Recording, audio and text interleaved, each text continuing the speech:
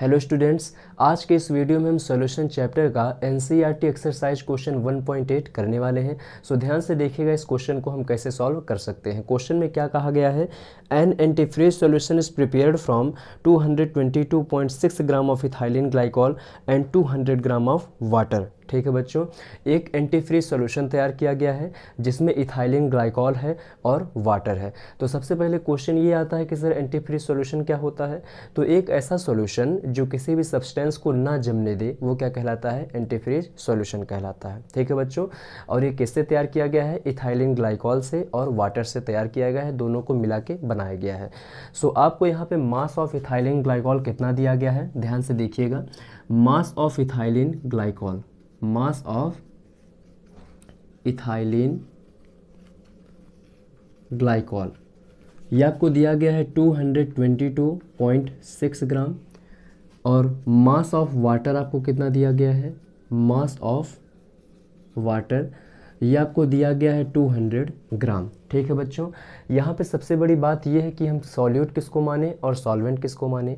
हमको ये पता है कि किसी भी सॉल्यूशन में जो कम अमाउंट में रहता है वो क्या कहलाता है, सॉल्यूट कहलाता है, और जो किसी भी सॉल्यूशन में लार्ज अमाउंट में रहता है वो आपका क्या कहलाता है, सॉल्वेंट कहलाता है। तो इस हिसाब से यहाँ पे इथाइलिन ग्लाइकॉल सॉल्वेंट हो जाएगा और वाटर आपका क्या हो जाएगा, सॉल्यूट हो जाएगा। लेकिन ऐसा नहीं है, क्योंकि आप ये भी तो जानते हो कि वाटर क्या है, एक यूनिवर्सल सॉल्वेंट है, इसीलिए आप इसका अमाउंट भले ही कम है लेकिन आप इसको क्या मानोगे, सॉल्वेंट मानोगे, और इथाइलिन ग्लाइकॉल को क्या मानोगे बच्चों, सॉल्यूट मानोगे। इतना पॉइंट क्लियर है। अब आगे बढ़ते हैं।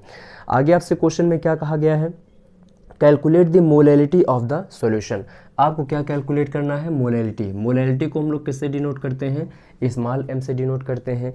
If the density of the solution is 1.072 gram per millilitre. आपको डेंसिटी दी गई है सॉल्यूशन की, density of solution is equal to 1.072 gram per millilitre.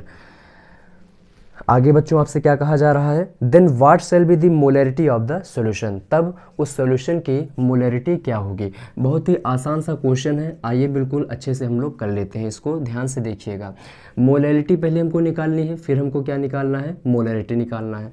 तो मोलैरिटी का फार्मूला क्या है, होता है बच्चों, मोलैरिटी इज इक्वल टू होता है number of moles of solute divided by mass of solvent, mass of solvent.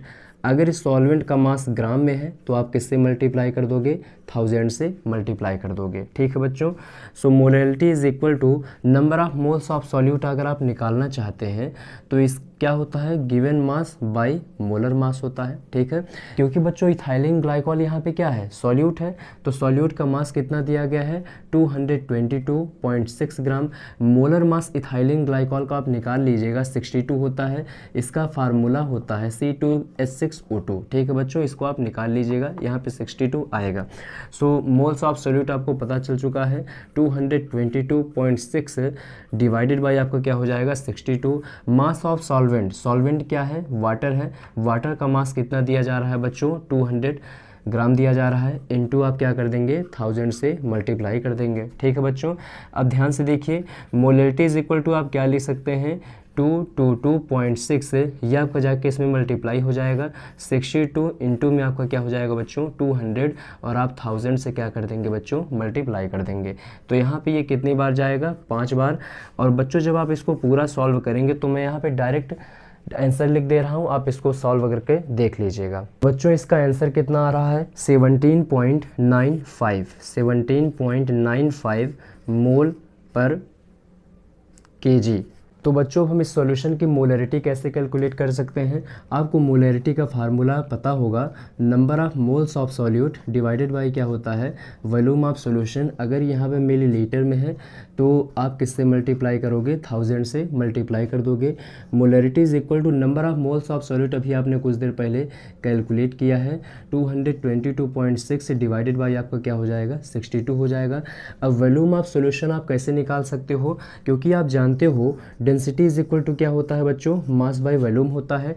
आपको डेंसिटी ऑफ सॉल्यूशन देखिए पता है 1.072। तो बच्चों मास ऑफ सॉल्यूशन आप कैसे निकाल सकते हो, क्योंकि इस सॉल्यूशन में सॉल्यूट आपका क्या है, इथाइलिन ग्लाइकॉल है, इसका मास ले लीजिए, और सॉल्वेंट आपका क्या है, वाटर है, इसका मास ले लीजिए। दोनों को आप ऐड कर देंगे, मास ऑफ सॉल्यूशन आपको पता चल जाएगा।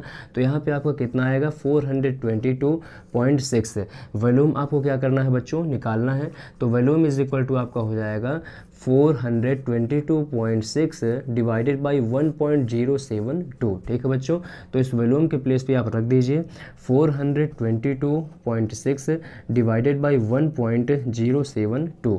आप क्या करेंगे, 1000 से मल्टीप्लाई कर देंगे। आगे आप इसको बच्चों आराम से सॉल्व कर सकते हैं। मोलरिटी इज इक्वल टू आपका हो जाएगा 222.6 डिवाइडेड बाई 62, ये आपका ऊपर चला जाएगा, इनटू में 1.072 डिवाइडेड बाई आपका कितना हो जाएगा 422.6 इंटू आपका क्या हो जाएगा 1000 से मल्टीप्लाई हो जाएगा। बच्चों आप इस कैलकुलेशन को कर लीजिएगा, मैं यहाँ पे डायरेक्ट आंसर लिख रहा हूँ। यहाँ पे आपका आंसर आएगा 9.1 मोल पर लीटर। ठीक है बच्चों, आप इस कैलकुलेशन को कर लीजिएगा आराम से, और इधर वाले कैलकुलेशन को भी आप आराम से कर लीजिएगा, क्योंकि आपको एक क्वेश्चन समझ में आना चाहिए, बाद बाकी कैलकुलेशन तो आप कर सकते हैं। सो मिलते हैं आपसे नेक्स्ट वीडियो में एक नए क्वेश्चन के साथ। जय हिंद।